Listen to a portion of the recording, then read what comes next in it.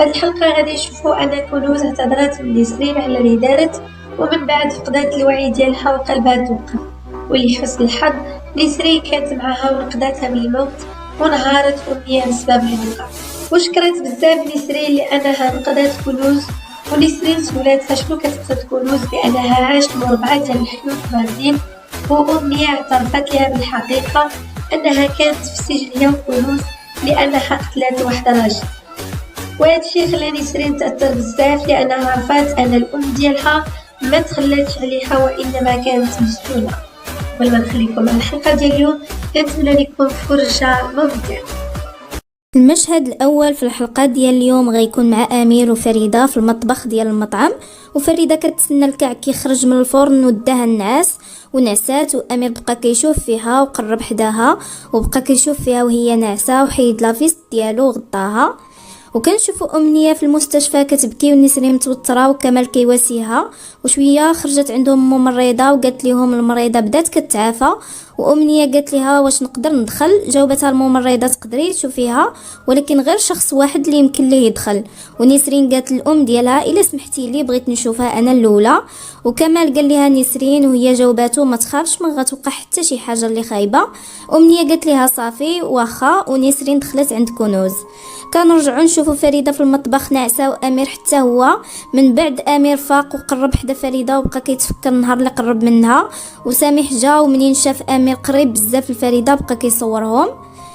من بعد كنشوفوا نسرين دخلت عند كنوز اللي كانت فاقات، وقالت كنوز لنسرين عافاك سمحي ليا انا حشمانه من راسي بزاف. جاوبتها نسرين هذا ماشي الوقت المناسب باش نهضروا فيه، وسولتها كيفاش كتحسي. قالت لها كنوز انا ما قادراش نشوف لك في وجهك حيت حشمانه منك بزاف. انا عمرني ما كانت عندي حياه زوينه وما عرفتش حتى شنو كتعني العائله ولا الاخوه، وهاد الاخطاء ديالي كامله كانت بسبب دوك الجدران البارده وكنت كنخاف اننا نموت وسط منهم. سولتها نسرين اش كتعني بهادشي. قالت لها كنوز انا كانت عندي حياه صعيبه وعشت شي حوايج خايبين. قالت لها نسرين واش تقدري تكلمي بوضوح انت شنو كتقصدي. قالت لها كنوز عافاك سمحي ليا، وما بقاتش قادره تنفس. ونسرين بقات كتقول كنوز، وكنوز فقدت الوعي، ونسرين خافت وكتحاول تفيق فيها. وامنيه وكمال جاو كيطلوا من النافذه، وامنيه بقات كتغوت كنوز، وكنوز كانت توقف القلب ديالها. ونسرين بقات كدير ليها الاسعافات الاوليه، وكنوز كاع ما فاقت. وجات الممرضه وقالت لنسرين انت اشنو كديري. جاوبتها نسرين انا راه الدكتوره نسرين. والممرضه هبطت النافذه على كمال وامنيه باش ما يشوفوش، وطلبوا منهم باش يمشيو حتى النافذه. من بعد نسرين دارت الصدمات الكهربائيه لكنوز. من بعد كنشوفوا سميح كيشوف الصور ديال فريده وامير وكيقول دابا صديقي غنثبت لك باللي انت كتبغي هاد البنت. وكنشوفوا فريده فاقت وامير كان واقف حداها، وقالت ليه اسمح لي انا نعست شويه وهي كتفكر الكعك. وقالت ليه وهي مصدومه الكعك، وناضت كتجري حتى الفرن وفاش حلات الفرن ما لقاتوش وبقات كتشوف امير. ومن بعد هو يبان ليها الكعك كامل محطوط فوق واحد الطاوله. وفريده قالت ليه انا ما عرفتش كيفاش نعست كون غير فيقتيني دابا غادي نزين هاد الكعك. من بعد كنشوفوا كمال وامنيه كيتسناو، وامنيه كانت كتبكي وقال ليها كمال ما تخافيش نسرين في جنبها. وامنيه بقات كتدعي باش تشافى كنوز. ونسرين كدير الصدمات الكهربائيه لكنوز، وقالت ليها الممرضه راه رجع ليها النبض. ونسرين فرحات وكنوز حلت عينيها. ومن بعد نسرين خرجات وسولتها امنيه واش كنوز بخير. ونسرين قالت ليها هي غادي تولي بخير. وامنيه عنقاتها وشكراتها وقالت ليها انت راك نقدتي الاخت ديالك. من بعد كنشوفوا فريده وامير كيزينوا الكعك. امير قال فريده بلا ما تعاندي وديري الباندا اليد ديالك. جاوبته فريده ما كاينلاش. جاوبها ما كاينلاش. قالت ليه فريده واش زعما غير حيت اليد ديالي كضرني ما غنقدرش ندير هاد الخدمه. الاطفال راه كيتسناو هاد الكعك، وحتى انت بلا ما توقف شويه وغادي يجي المدير ديال المطعم وخاصنا نكونوا سالينا. ومن بعد جا عندهم المدير ديال المطعم هو وسامح وسولهم واش الكعك واجد. قال ليه امير واجد. وسامح طلب من امير باش يلحق عليه.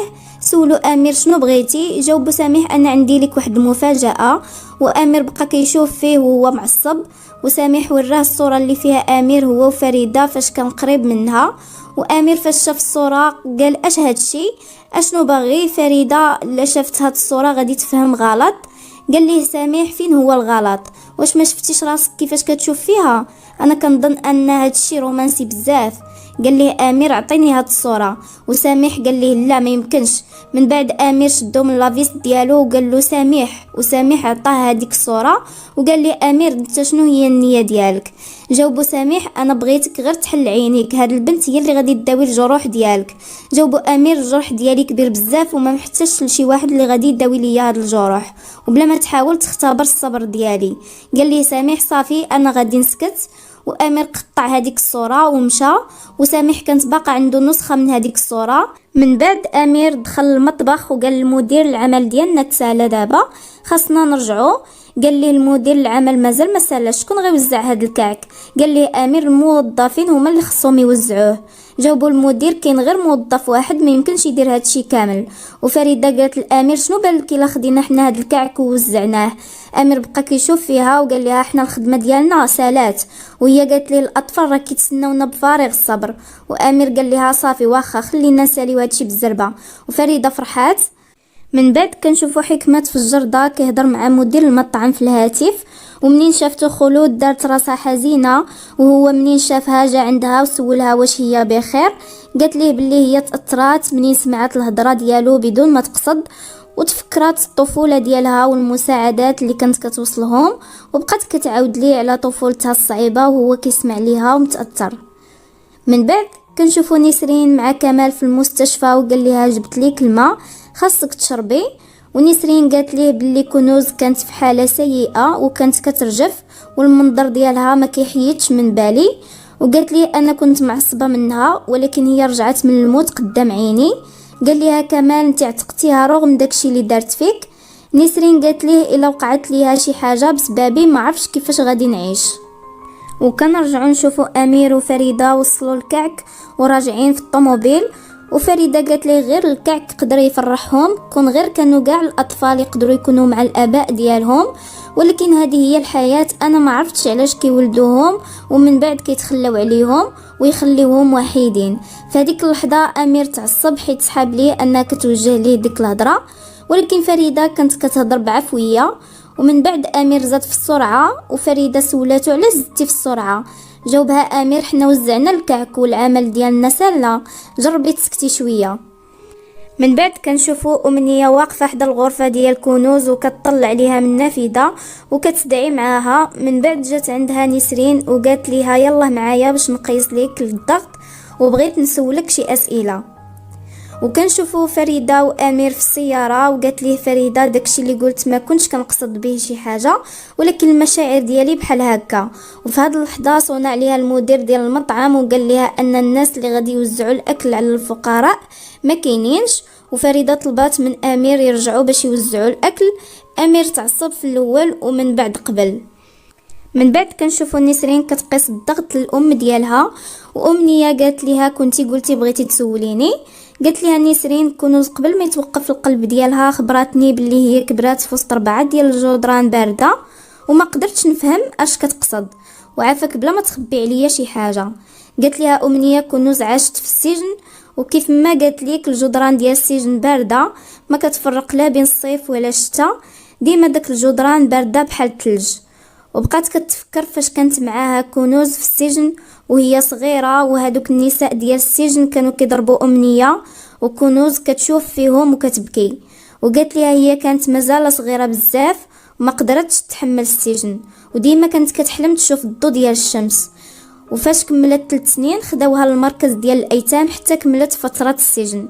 نسرين بقات كتبكي وهي كتسمع الام ديالها، وامنيه قالت ليها انا قتلت واحد الشخص، وفي نفس الوقت كمال كيسمع ليهم.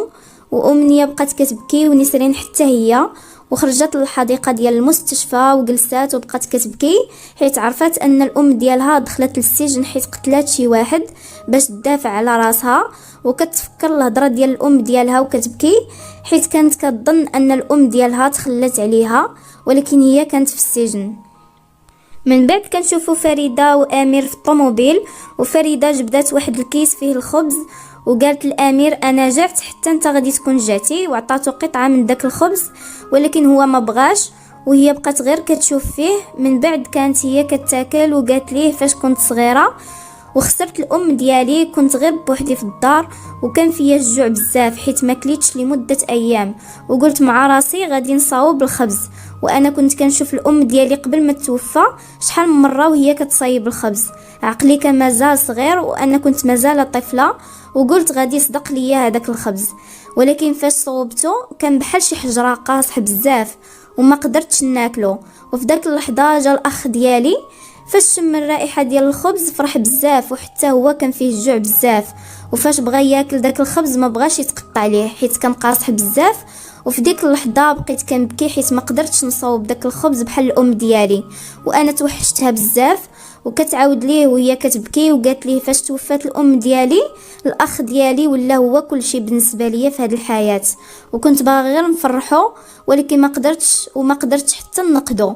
وامير سولها على الاب ديالها، جاوباتو حتى هو ما عنديش. من بعد ما توفات الام ديالي حتى هو خسرته من بعد بفتره قصيره.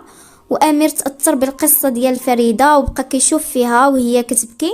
من بعد قال لها الرائحه ديال هذا الخبز زوينه بزاف، واش تقدري تعطيني منه؟ وفريده عطاتو قطعه وبقى كياكل منه. من بعد كنشوفوا نسرين باقا جالسه في الجرده ديال المستشفى وكتبكي، وجا عندها كمال وجلس حداها وعنقها. وكان